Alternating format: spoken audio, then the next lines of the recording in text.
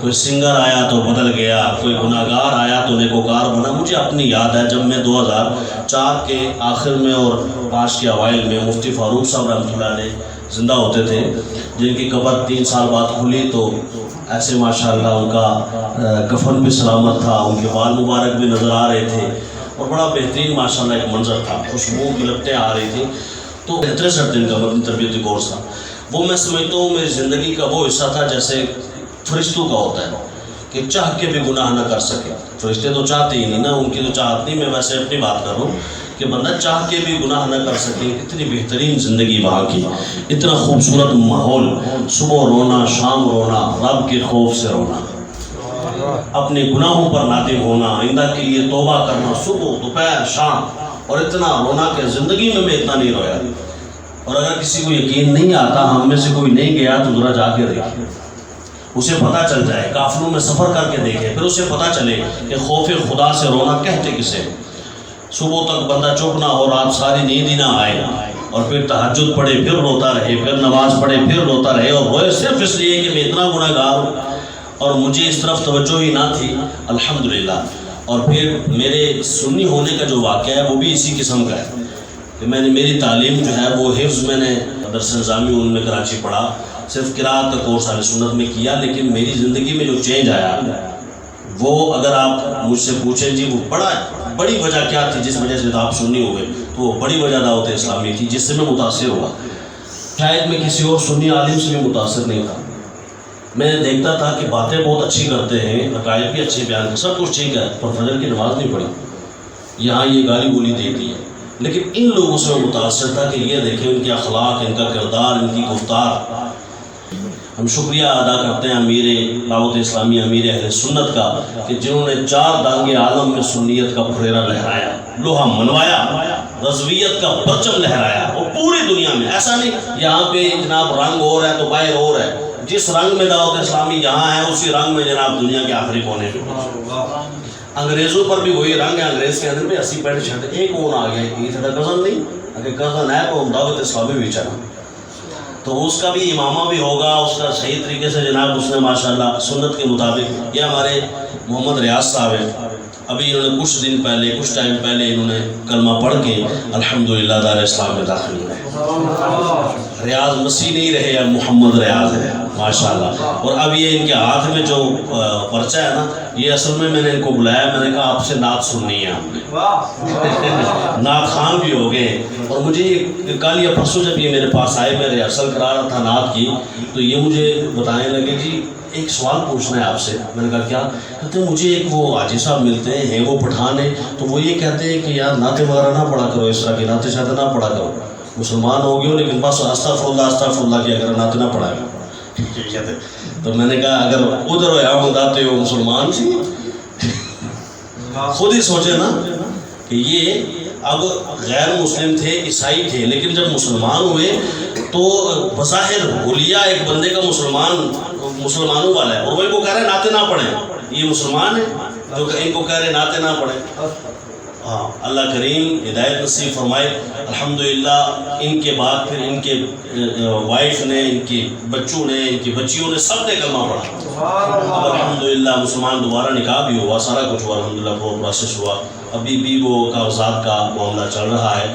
لیکن یہ خوش ہے، یہ سرکاری ملازم ہے، مجھے یہ خود بتا رہے تھے، کہتے ہیں یار مجھے فکر کس چیز کی تھی، میں سرکاری ملازم ہوں، کوئی چیز کے 30 سال کتنے ان کی نوکری بھی ہو گئی ہے، 29 سال نوکری بھی ہو گئی ہے، پینشن بھی ملنے والی ہے، ٹینشن بھی کوئی نہیں، گھر چلتا ہے، سکون کے ساتھ ہے۔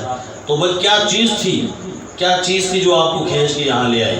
کہا حضور کا پیار اور حضور کی محبت تھی جو کھینچ کے لے آئی۔ عاشق رسول تھا جس نے ان کو کلمہ پڑھایا، اور شکر الحمدللہ عاشق رسول تھا، نہیں تو آپ حالت دیکھ لیں، خود بتا رہے کہ اس بندے نے 5 ٹائم کا نمازی ہے، کہہ رہے ہیں بظاہر مسلمان بھی ہے، اور ان کو کہتا ہے نعتیں نہ پڑھا کرو، یہ ہمارے نزدیک جائز نہیں ہے۔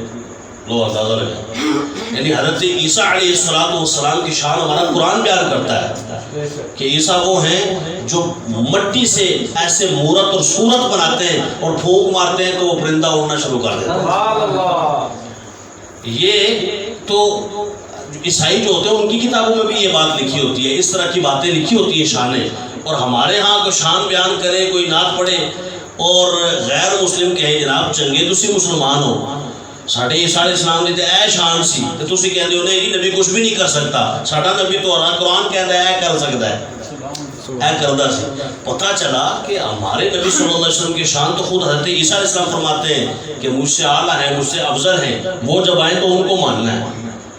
اور ایک جگہ سورہ صف میں اللہ تبارک و تعالیٰ نے ذکر فرمایا، حضرت عیسیٰ علیہ السلام نے اپنے حواریوں سے فرمایا کہ میرے بعد احمد نام کا شخص آئے گا، میں تمہیں اس کی خوشخبری سناتا ہوں.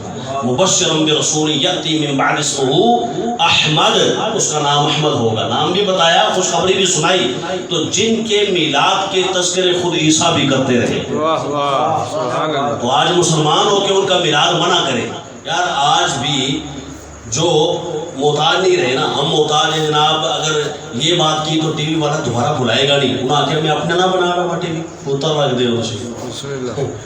ہم صلاۃ السلام پڑھیں گے، الصلاۃ والسلام علیک یا رسول اللہ پڑھیں، کسی کو درد ہو جاوے اور ٹی وی والے نو آکھے یہ پھر دوئے دن شروع کر دے دیں اللہم صلی علی محمد وعلی آل محمد کما صلیت علی ابراہیم وعلی آل ابراہیم. ٹھیک ہے، اچھی بات ہے، یہ بھی اچھی بات ہے، لیکن دوسرے دن ان کا سسٹم چینج ہو جاتا ہے. کیوں؟ وہ چینل والے کی یہ فرمائش ہے. ادھر چینل والے کی فرمائش ہے پہلے پڑھ الصلاۃ والسلام علیک یا رسول اللہ، پہلے پڑھو.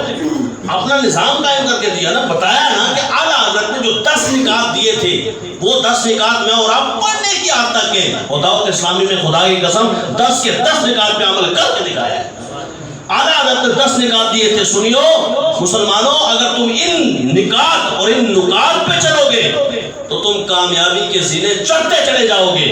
آج 40 سال کی قلیل مدت، قلیل ترین مدت، بتاؤ یار 40 سال پہلے آپ سوچیں ذرا، امیجن کریں کہ ایک بندہ کلفیاں بیچتا ہو یا جھاڑو بیچتا ہو یا عطر فروش ہو، اور پھر وہ خود بتاتا ہے کہ لوگ جناب کہہ دیتے تھے جب عطر بیچنے جاتے تھے کہ یار یہ عطر لے لیں آپ، تو وہ کہتے جاؤ جاؤ بھائی مولوی صاحب جاؤ. تو کوئی سوچ سکتا ہے کہ وہ 40 سال بعد یا تھوڑے عرصے بعد جناب اس کا یہ ہوگا کام. اللہ جسے عزت دینا چاہے، وَتُعِزُّ مَن تَشَاءُ وَتُذِلُّ مَن تَشَاءُ. اور پھر کس نے کوشش نہیں کی امیر علیہ السنت کو ہٹانے کی؟ کس نے کوشش نہیں کی؟ شیطان آج بھی زور مار رہا ہے، اور پتہ نہیں کس کس صورت میں زور مار رہا ہے کہ کہیں ان کی تحریک جو ہے وہ کم ہو جائے، ان کی تحریک میں کوئی دراڑ پڑ جائے. ساری کوششیں کرنے کے باوجود یہ انشاءاللہ پھر بھی زینے چڑھتے ہی جا رہے ہیں، اور بالکل کوئی لچک نہیں آئی. میں یہ بات بڑی توجہ طلب ہے، لچک نہیں آئی.